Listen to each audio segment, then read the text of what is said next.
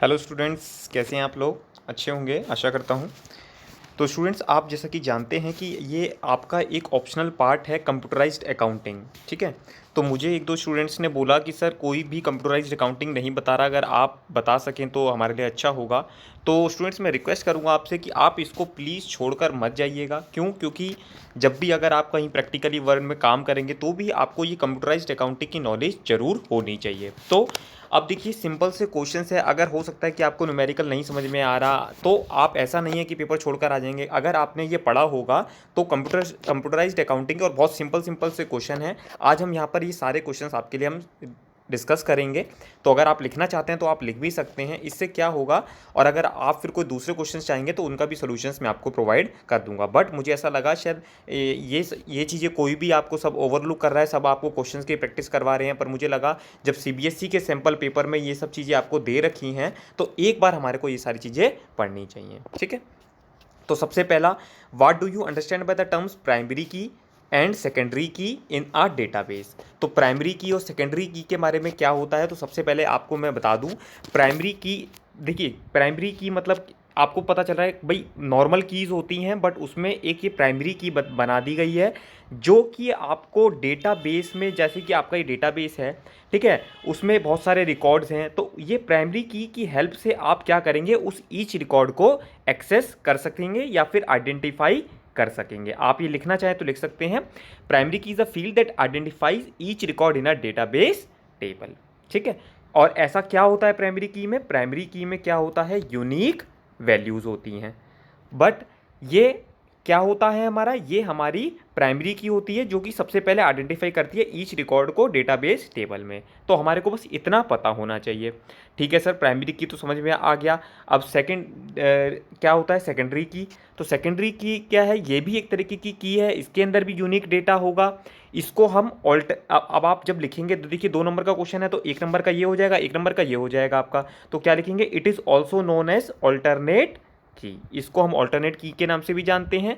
इसमें क्या होती है, सेकेंडरी की है तो इसमें क्या होता है आपका, सेकेंडरी वैल्यू होती है। और ये भी आपको ईच रिकॉर्ड को आइडेंटिफाई करने में हेल्प करता है, ठीक है। तो सिंपल सी बातें हैं, प्राइमरी की और सेकेंडरी की में आपने डिफरेंस कर लिया। चलिए next, state any 3 features of computerised accounting system. अब कंप्यूटराइज्ड अकाउंटिंग सिस्टम, इसको अगर आपको मैं बताऊं तो इसको हम किस नाम से जानते हैं, कैश सिस्टम के नाम से भी जानते हैं। अब वो पूछ रहा है इसके 3 फीचर्स बता दीजिए। तो देखिए, जब भी आप, अगर मैं आपको बताऊं, अगर आप कंप्यूटराइज्ड अकाउंटिंग, देखिए एक तो होता है मैनुअल अकाउंटिंग सिस्टम, जिसमें आप सारा बही खाता मैनुअली बना रहे हैं। बट अब आजकल सब कुछ चीज़ें टैली पर होती है, सारी रिटर्न्स ऑनलाइन हैं। तो अब कंप्यूटराइज्ड अकाउंटिंग का ज़माना है। तो उसमें अगर आपको ध्यान में रखते हुए पूछ रहा है 3 फीचर्स बताइए, तो सबसे पहला फीचर्स मैं आपको बता देता हूँ, आप लिख लीजिए। पहला फीचर हो गया, एक तो जो ये कंप्यूटराइज्ड है, ये सिंपल होता है और इंटीग्रेटेड होता है। अब सर इसका क्या मतलब हुआ, सिंपल और इंटीग्रेटेड का मतलब मतलब जो भी सारी चीज़ें हैं आपके बिजनेस, भाई बिजनेस जो है अपना अकाउंटिंग करेगा तो बिजनेस की सारी चीज़ें क्या होंगी, ऑटोमेट होगी और इंटीग्रेट होगी, ठीक है ना। जैसे कि सेल्स हो गया, फाइनेंस हो गया, परचेज हो गया, ठीक है, इन्वेंट्री हो गया, मैन्युफैक्चरिंग हो गया। तो जो भी चीज़ें हैं कि भाई एक तरफ सेल्स हो रही है, एक तरफ परचेज हो रही है, ठीक है, ये सारा रिकॉर्ड्स आपके टैली में मेंटेन हो रहा है, ठीक है ना। स्टॉक आपका मेंटेन हो रहा है। तो ये सारी चीज़ें क्या हो रही हैं, अपने आप ऑटोमेट हो रही है, इंटीग्रेट हो रही हैं। तो ये सारी चीज़ें सिंपल हो जाती हैं। तो एक तो फीचर आप ये लिख सकते हो। दूसरा फीचर आप क्या लिख सकते हो, सेकंड फीचर आप लिख सकते हो एक्यूरेसी। एक तो जब भी आप कंप्यूटराइज्ड अकाउंटिंग में काम करेंगे, एक्यूरेसी के साथ काम करेंगे, और दूसरा क्या होगा, स्पीड के साथ काम करेंगे, ठीक है ना। तो क्योंकि जनरली क्या होता है इसके अंदर, आप एक्यूरेट जब डेटा एंट्री करेंगे तो कहीं भी कोई गलती होने के चांस नहीं होंगे, और जब गलती होने के चांस नहीं होंगे तो आपका जर्नल एंट्री सही होंगी, आपका लेजर सही बनेगा, लेजर सही बनेगा, आपका ट्रायल बैलेंस सही बनेगा, और फिर आपकी बैलेंस शीट भी बिल्कुल ठीक बन जाएगी, ठीक है। फिर तीसरी, थर्ड पॉइंट सर 3 बताए थे फीचर, थर्ड है आपका फ्लेक्सिबल। अब फ्लेक्सिबल का क्या मतलब होता है कि जब भी आप रिकॉर्ड करते हैं ट्रांजैक्शन को, अब जैसे मान लीजिए आपका बिजनेस है, आपका टर्नओवर है 1 करोड़ का, किसी का बिजनेस है उसका टर्नओवर है 10 करोड़ का, तो उसके हिसाब से आपको बिजनेस की एंट्रीज करनी पड़ेगी। फ्लेक्सिबल आपका जो सॉफ्टवेयर होगा या जो आपका जो भी जिस पे भी आप एक्सेल पे या जिस पे भी आप वर्क कर रहे हैं, वो इतना फ्लेक्सिबल होगा कि वो 1 करोड़ के बिजनेस वाले की भी ट्रांजेक्शन को डील कर लेगा और 10 करोड़ के बिजनेस वाले को भी ट्रांजेक्शन को डील कर लेगा। तो हमने 3 फीचर्स पढ़े, सबसे पहला सिंपल, दूसरा एक्यूरेसी स्पीड के साथ, और तीसरा फ्लेक्सिबल। तो ये हमारा कैश सिस्टम की क्या है, फीचर्स हो गए। अब इसी में ही अगर आपको सर हमारे को ये नहीं आता बट हमारे को एडवांटेजेस बता दीजिए क्या, तो एडवांटेजेस क्या होती हैं। देखिए फीचर्स और एडवांटेजेस में फ़र्क हो जाएगा। फीचर्स में तो मैंने आपको बता दिया ये सारी चीज़ें हैं। एडवांटेज मतलब जब भी आप कंप्यूटराइज्ड अकाउंटिंग सिस्टम यूज़ करोगे तो आपको क्या क्या बेनिफिट मिलेगा। तो सबसे पहला क्वालिटी वर्क। क्वालिटी वर्क का क्या मतलब हुआ कि जब भी आप अपना काम करेंगे तो वो यूनिफॉर्म होगा, ठीक है ना। यूनिफॉर्म मतलब सिस्टमेटिक मैनर में काम करेगा। और जैसे नीट होगा, नीट का मतलब कि भाई आप हाथ से हैंडराइटिंग लिखते हैं तो गलत हो जाता है, बट कंप्यूटराइज्ड में बिल्कुल वो सिस्टम कंप्यूटराइज्ड प्रिंट आउट निकलेगा, बिल्कुल एक्यूरेट होगा। तो कहीं ना कहीं ये सारी बातें आपको एडवांटेजेस, इसका बेनिफिट मिल जाता है। दूसरा क्या होगा सर बेनिफिट, दूसरा बेनिफिट क्या होगा, दूसरा होगा आपका लो ऑपरेटिंग कॉस्ट। सर ये क्या होता है लो ऑपरेटिंग कॉस्ट, मतलब जब भी आप ऑनलाइन काम करते हैं तो ये एक तो रिलायबल होता है। जब गलतियां कम होंगी, जब गलतियां कम होंगी तो अपने आप ही कॉस्ट आपकी रिड्यूस हो जाएगी, क्योंकि आपका टाइम सेव हो जाएगा। आप मैनुअल काम करते, पता चला आप 2 दिन तक एंट्रीज कर रहे हैं, ऑनलाइन में आपने एक घंटे में या 2 घंटे में आपने एंट्री कर ली, तो इसका मतलब क्या हो गया, आपका टाइम सेव हो गया, और टाइम सेव हो गया इसका मतलब आपकी कॉस्ट रिड्यूस हो गई।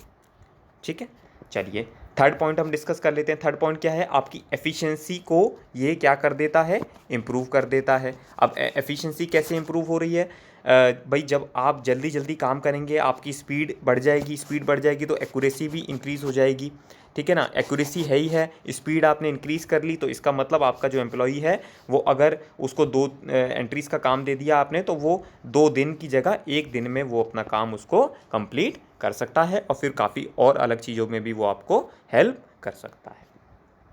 ठीक है, चलिए अब उसके बाद क्या पूछ रहा है, कहता है name and explain the function which returns the future value of an investment. अच्छा, future value of an investment कौन सा फंक्शन होता है कांस्टेंट पेमेंट इंटरेस्ट के लिए, तो इसमें लिख लीजिए PMT फंक्शन, ठीक है ना। PMT फंक्शन जब भी अगर आप ये भी लिख देंगे तो आपको इसमें नंबर मिल जाएंगे कि सर PMT फंक्शन होता है, ये क्या कैलकुलेट करता है, ये कैलकुलेट करता है आपकी पीरियोडिक पेमेंट को, ठीक है।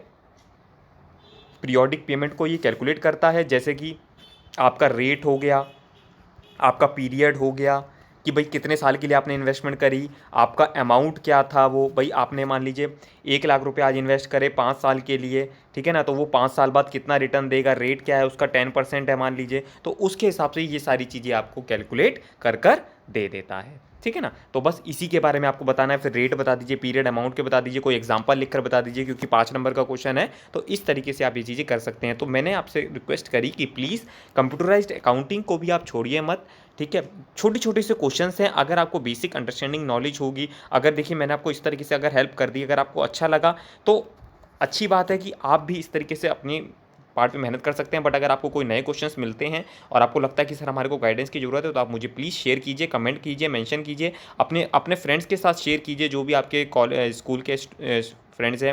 हो सकता है कि आपको कोई डाउट नहीं आ रहा, बट आपका जो स्टूडेंट है, जो आपका फ्रेंड है, उसके मन में कोई डाउट हो, वो पूछ लेता है, तो अगर मैंने वीडियो उसके लिए बना दिया तो इसका मतलब आपको उसका एडवांटेज मिल गया। और आपके एग्जामिनेशन से पहले अगर जितने ज़्यादा क्वेश्चंस आप सॉल्व कर लेंगे, आपको उतने ज़्यादा चांसेस होंगे कि आपका एग्जामिनेशन अच्छा जाएगा, ठीक है। तो चलिए स्टूडेंट्स, मिलते हैं नेक्स्ट लेक्चर में। तब बाकी जो क्वेश्चंस हैं हम इसके वो डिस्कस करेंगे, पर मुझे लगा पहले कंप्यूटराइज्ड अकाउंटिंग का डिस्कस कर लेना चाहिए, इसलिए मैंने वो डिस्कस